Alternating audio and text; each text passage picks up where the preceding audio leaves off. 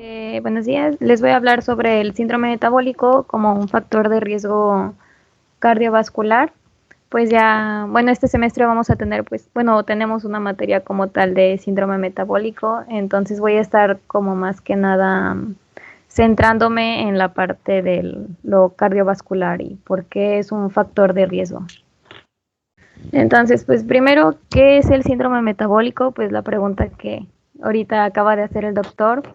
En general hay como muchas diferencias hay como muy diferentes formas de definirlo, pero en general, de forma generalizada, pues es una serie de desórdenes o anormalidades metabólicas que están asociadas y que en conjunto se consideran pues igual un factor de riesgo tanto para desarrollar diabetes como enfermedad cardiovascular. Igual pues desde la definición ya vemos que el síndrome metabólico es considerado un factor de riesgo para una enfermedad cardiovascular. Entonces, pues sí, aquí vamos a ver, no siempre todos, pero sí se ven varios tipos de anormalidades o de patologías que están, pues en conjunto forman parte de esto. Ok, entonces, ¿cuáles son estas alteraciones que vamos a ver? Pues primero que nada está la obesidad central. En cuanto a la obesidad central, incluso hay quienes consideran que la obesidad central es algo imprescindible para considerar que sea síndrome metabólico. Hay quienes consideran que no es como tan necesario, pero muchos lo toman en cuenta como un criterio diagnóstico como importante o necesario para que se considere que existe síndrome metabólico. Otra de las alteraciones que están asociadas es la resistencia a la insulina.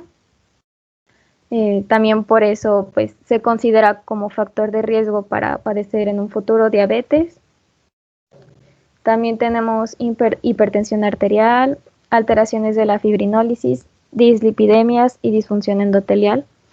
Entonces, pues como podemos ver, estas alteraciones que están asociadas en el síndrome metabólico también se mencionaron, o al menos algunas de ellas se han mencionado como un factor de riesgo o como parte de la fisiopatología de lo que es la formación de la placa aterosclerótica.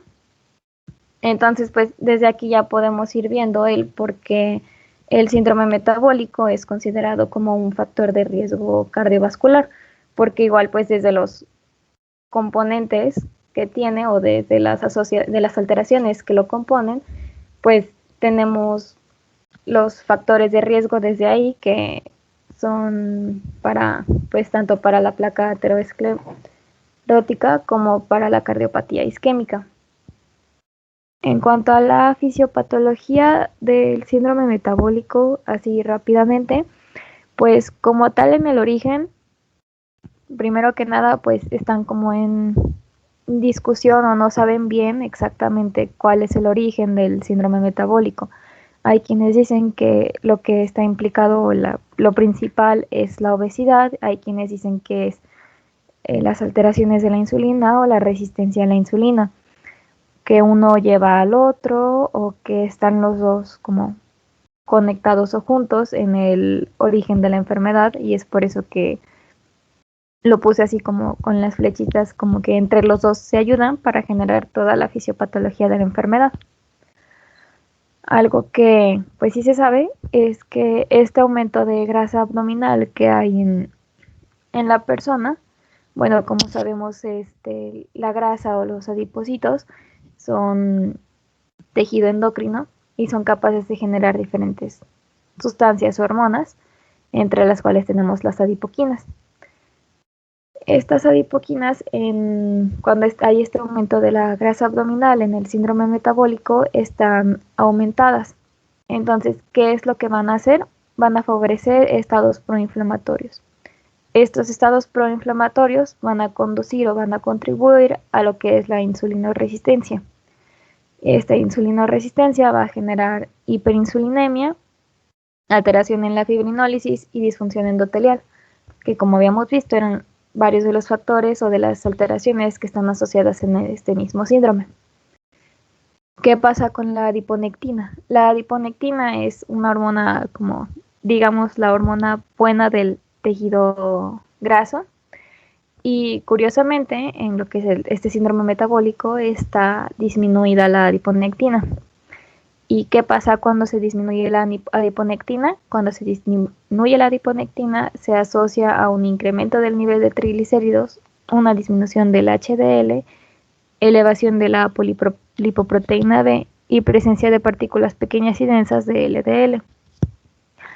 Como hemos visto también en anteriores presentaciones de mi compañera Abigail y de mi compañero Limón, vemos que estos incremento de los triglicéridos, disminución del HDL, de aumento del LDL, también están muy relacionados a lo que es la formación de la placa aterosclerótica. Entonces, todo esto, lo que es el aumento de las adipoquinas, la disminución de la adiponectina, secundario al aumento de la grasa abdominal, va a contribuir a este estado aterotrombótico que representa el perfil inflamatorio de la adiposidad visceral. Como se ha estado diciendo, pues es lo que va a contribuir a lo que es ese gran riesgo a formar la placa aterosclerótica y sufrir una cardiopatía isquémica. O cualquier otra enfermedad generada por aterosclerosis, que puede ser sistémica. Exacto. Y bueno, en cuanto a los criterios diagnósticos del síndrome metabólico, pues tenemos que debe de haber un incremento de la circunferencia abdominal. Y aquí mencionaba que es una, bueno, que de acuerdo a la población o de acuerdo al país, puede cambiar este rango a partir de que de cuántos centímetros es un aumento en la circunferencia abdominal. Tenemos una elevación de triglicéridos que debe ser mayor a 150 miligramos sobre decilitro, o también dice que puede estar en tratamiento hipolipemiante específico. Una disminución del colesterol HDL, menos del 40% en hombres o del 50% en mujeres, o igual también en tratamiento con efectos sobre el HDL. 40 miligramos o 50 miligramos. Elevación de la presión arterial, una presión arterial sistólica mayor o igual a 130 milímetros de mercurio, y o presión arterial diastólica mayor o igual a 85 milímetros de mercurio, o igual también que esté en tratamiento hipertensivo la persona. Y por último, elevación de la glucosa en ayunas mayor o igual a 100 miligramos sobre decilitro, igual también se considera cuando está en tratamiento con fármacos por una elevación de la glucosa.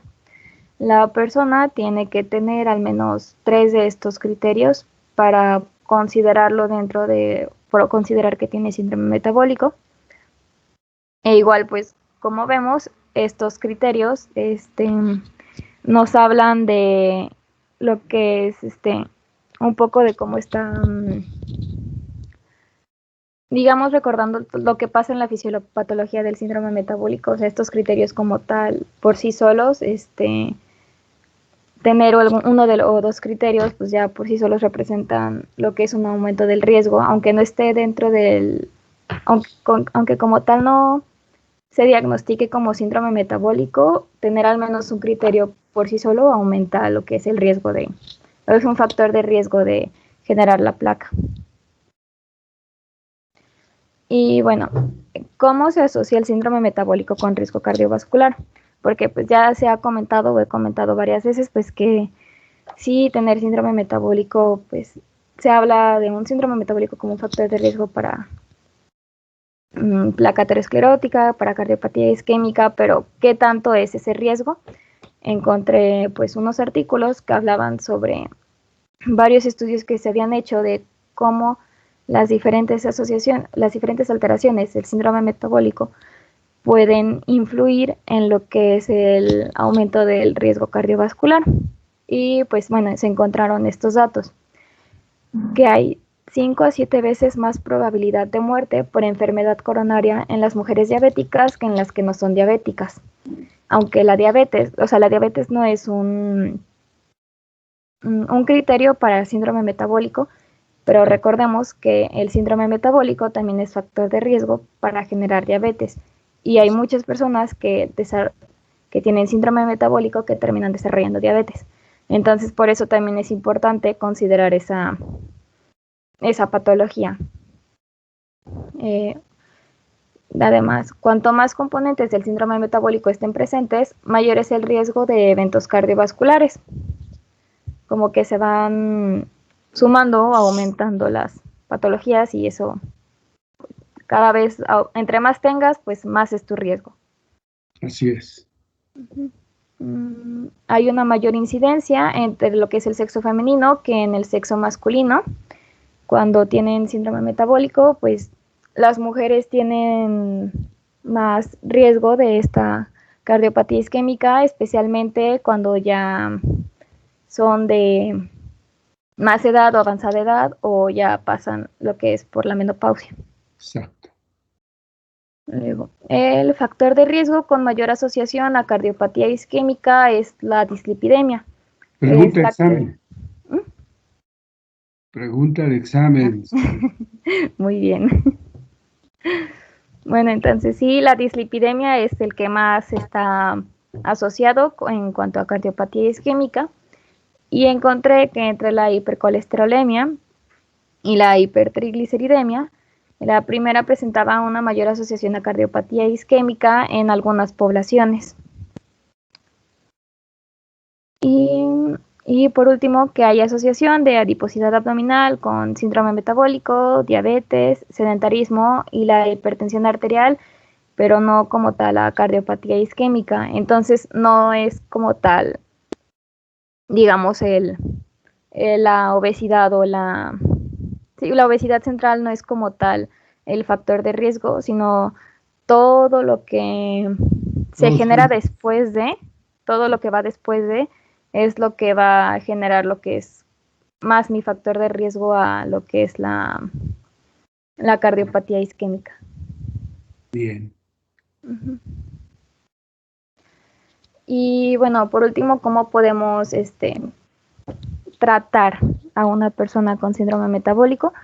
Pues obviamente va a tener que haber cambios en el estilo de vida, como realizar más actividad física, perder peso, cambiar la alimentación, controlar el estrés, dejar de fumar, o sea, todos esos como, digamos, pequeños cambios que va a ir haciendo poco a poco el paciente, pero que va a cambiar ese estilo de vida en cuanto a dejar de ser sedentario y tratar de disminuir de cierta forma algunos factores de riesgo. Y pues obviamente también tratar los factores de riesgo lipídicos y no lipídicos asociados, como las dislipidemias, la hipertensión, todas esas otras cosas que también tiene el paciente, también hay que tratarlas de acuerdo a pues los factores de riesgo, los criterios diagnósticos que haya cumplido el paciente, son los que pues hay que tratar y disminuirlos, como decía el doctor, con diferentes metas para así, ahora sí que tratar de mantener el riesgo de la persona en el mínimo posible. Y pues eso sería todo. Preguntas, muy bien, Silvia. Preguntas a todos. Como se acaba de comentar, el síndrome metabólico es multifactorial y multigénico.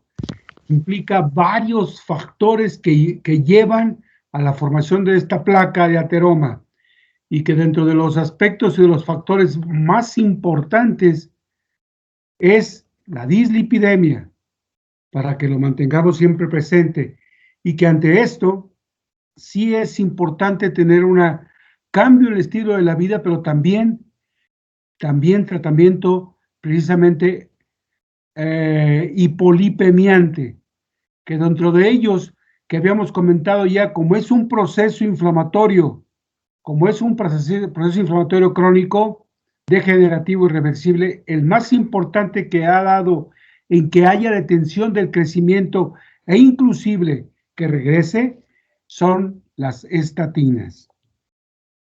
Bien, ahora dentro de esto ¿A qué nos va a llevar toda esta formación de placas?